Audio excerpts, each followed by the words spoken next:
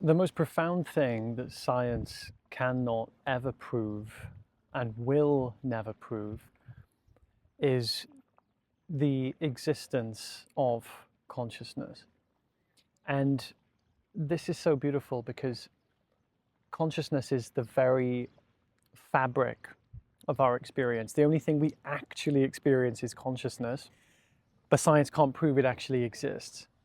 Now, what does that actually mean? It means that in order for science, right, material science, to prove something exists, it means it has to stand out from something. So it means it must have a measurable quality, because that's how you prove something exists, right? If I say there's a pink elephant, the proof you'll want is to be able to see the elephant. You'll want to know its size, its shape, its form, its color, its texture. You'll want to understand, if it's not just a mirage, you'll want to be able to touch it, you see?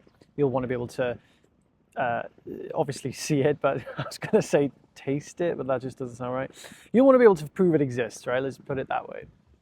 Science operates the same, right? Science wants to prove what exists, what doesn't exist, what does exist, what is reality. Science can't prove consciousness exists. There's no way you can prove it. Prove it objectively. So like a scientist can't say, I have proof consciousness exists, here it is, right? You can't lay it all out on the table because consciousness is completely subjective. So you can't prove consciousness exists objectively because it's not an object. So this is just such a beautiful realization. And one of the most profound experiences in my life was when I first heard about this from a friend. We were 12 or something. We were walking through the city, like probably going shopping. And he said to me, and the most craziest thing of all, science doesn't know what consciousness is. And I was like, what? I said, doesn't science know everything? Shouldn't scientists know what consciousness is? That just seems such a normal thing to know about, right? That seems like, I was like, wow. And I had this feeling of like how mysterious consciousness was for the first time ever. How mysterious it was to have this fascination that consciousness, it's like there, but it isn't there. So the interesting thing about how, the fact that science can't prove that consciousness exists is because it then shows you just how far and limited science is to discover anything. Because the only thing that we can truly discover about reality is ourself, or at least our mind, because anything we observe in reality is going to be influenced by our mind. So we can never really know what we're looking at unless we know what's looking at it. Because for all we know, whatever we discover in the world is filtered and influenced by the limitations of our own mind. Because that's what we're using to observe the world. No one observes the world with a telescope. No one observes the world with a microscope. No one observes the world with tools. We observe the world with our mind. Your mind right now, when you're observing the screen of your phone or your computer, is literally rendering the experience. You're not actually experiencing a phone, you're experiencing colors. Colors is what you are experiencing. When you touch your phone, you're not experiencing a phone, right? A phone is a concept modulated on top of a simple sensation. So we have to draw back, right? This is what I call perceptual seeing and not conceptual seeing. Conceptual seeing is I'm touching a phone. Perceptual seeing, what that means is experiential seeing, is to experience not the phone, but the sensation that we are labeling phone. So we want to be able to learn to go directly to what it is we're actually experiencing. It's a very underrated way of seeing the world. It's actually a more accurate way of seeing the world and adding concepts to it. So we want to be able to experience the raw experiences that we're experiencing. Like, we don't experience weight, we experience a raw sensation. You don't experience the weight of your body. Weight is a concept applied to the experience of your body. So what we find is that everything we experience in the world, it's all made of these ideas that aren't actually there. What's actually there is very different to what the ideas we have of what is there. So what we say is there is the phone, but what we experience is color. What we say is our body. What we experience is sensation. Nothing objective actually exists. We cannot ever prove or find the objective thing we seem to experience. And this is the fascinating thing about science. Not even science can.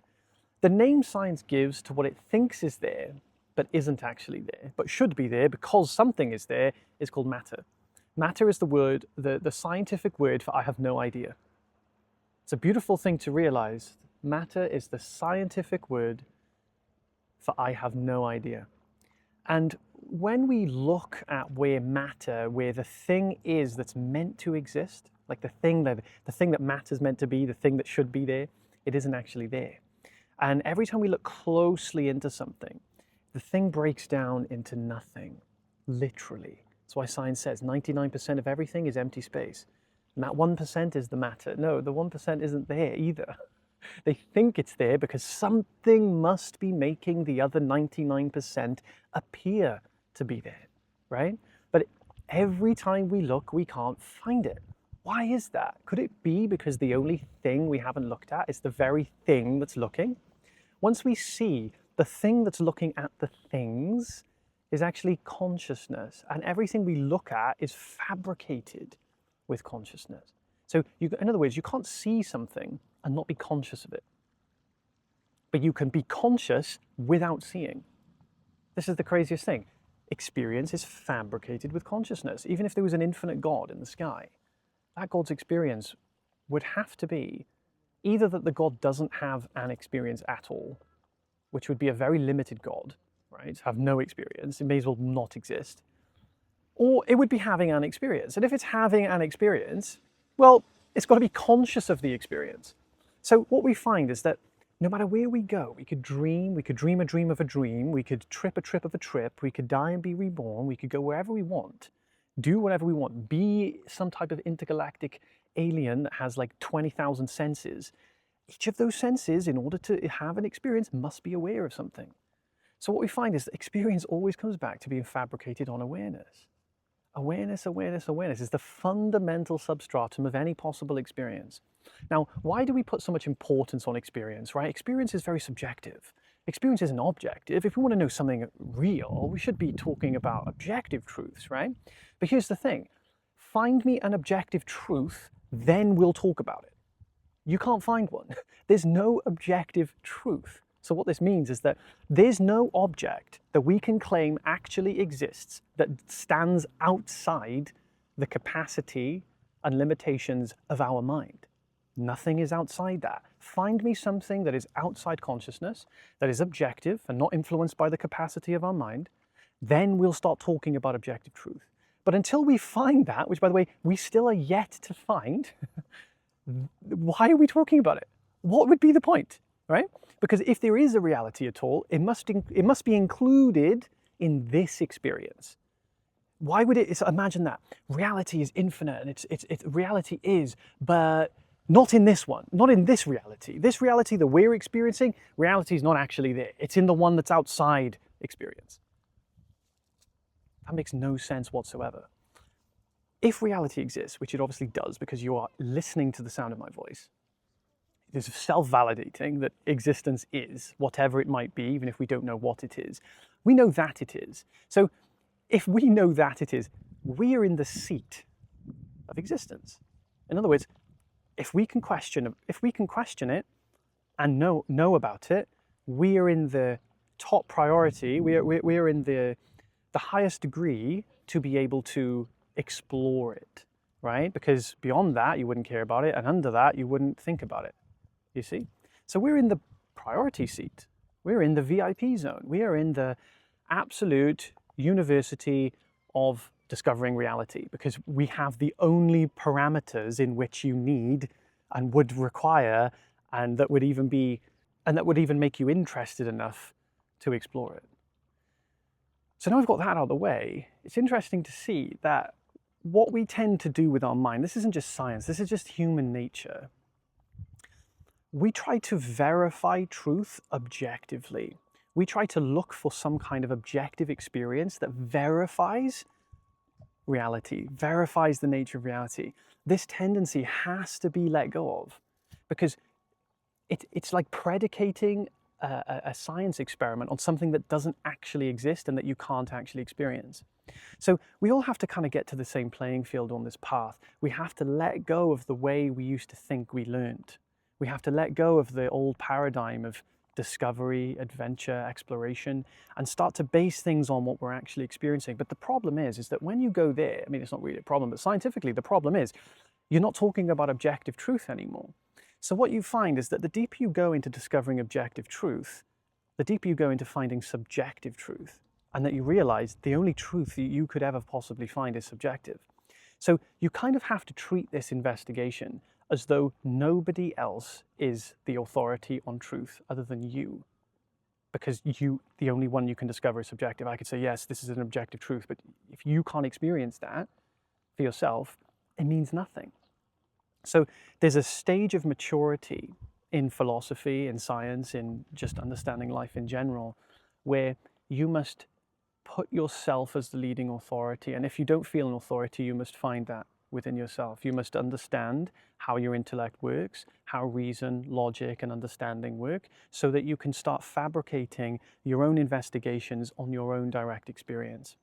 What we want is less outsourcing our intelligence to more intelligent people, which is a complete load of nonsense. There's no one more intelligent. There's just people who've been conditioned in different ways, so that we find that intelligence within ourselves.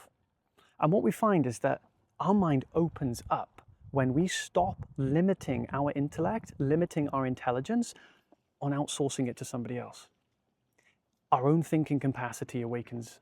Our own capacity to explore awakens. And what we find is that you can't keep exploring something that seems to be objective. You can only explore how your subjective influences the objective. In other words, how your subjective mind, how the filters of your mind influence what we appear to see in the world. And what we find is that ultimately, there's nothing we experience objective. All of our experience is purely a subjective experience, because all the concepts that we have of the world aren't real. The concepts themselves are illusory. The experience of your body is illusory. It's illusory in the sense that something is there, that's correct, but your body is filtered through the dimension of seeing. When you look at a body is filtered through the dimension of seeing. For example, what you see isn't what you feel. There's been so many experiments done where people have been blind, and there's a sphere and there's a square, or a cube and a sphere. And they feel the cube, they say, this is the cube. Can you feel those edges, those really sharp edges? This is what a cube is, right, when they're obviously blind. And this is a sphere. Do you feel how smooth it is? They say, yes, it's very smooth, I understand. And then all of a sudden, they take the blindfold, they get their eyesight healed, and they say, right, now here's the experiment. Which one's the cube and which one's the sphere? And they have no idea. What they see isn't relevant to what they feel. This goes for all experience. So our senses conspire, right, like an optical illusion, to make sense of one whole thing. But individually, they don't correspond.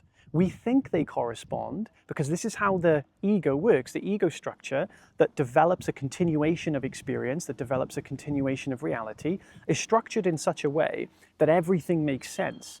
Everything appears to be moving through time, right? This is why it makes sense that when I look around right now, I don't get overwhelmingly shocked that I've just randomly appeared at a beach, because I go, no, I got here because I went to the cafe, and before the cafe I was at my flat, then I was here, then I was there. We have this memory structure built on concepts that overlay the actual thing we're experiencing. And what is the actual thing we're experiencing? Well, tell me, what's the one requirement that would require you to have an experience? Awareness, consciousness. The one thing science cannot understand, the only thing that experiences, the only thing that understands, and the only thing required in order to actually have an experience. So if anything, I hope this video makes you more curious and interested and passionate about understanding subjective reality as a means of exploring objective reality. Because what's true, what's fundamentally true for us, if we discover fundamental truth for ourselves, we then in turn naturally discover fundamental truth for everything else. Because if it's ultimately true from one point of view, it's true from all points of view. Otherwise, it's not truth. So instead of looking outwardly to try and discover reality, to try and find a state of mind, look inwardly and understand what is it that's actually observing experience to begin with? What is it that's filtering experience? What is actually fabricating my mind? when I experience the world? What is color? What is sensation? What is smell, touching, hearing? What are these things experienced as? Not the scientific definitions that are filled with concepts, the actual minute-to-minute experience that you are currently having. Discover it yourself. Don't outsource it to someone else, unless it's provisional outsourcing, unless it's getting guidance to then point you back. This is what this video is about right now. You're getting guidance, but the guidance is taking it back to you, putting you back in the seat of existence, putting you back as the source of authority on your direct experience. This is something that has to be discovered within yourself. It's not something that can be discovered in the world. If you'd like to go deeper on these topics and actually understand a bit more, I've got some videos that I'll put up on the screen. And I've also got a free community where I can give you live calls and feedback on your explorations. The link for that is in the description. Have an amazing day. Take care.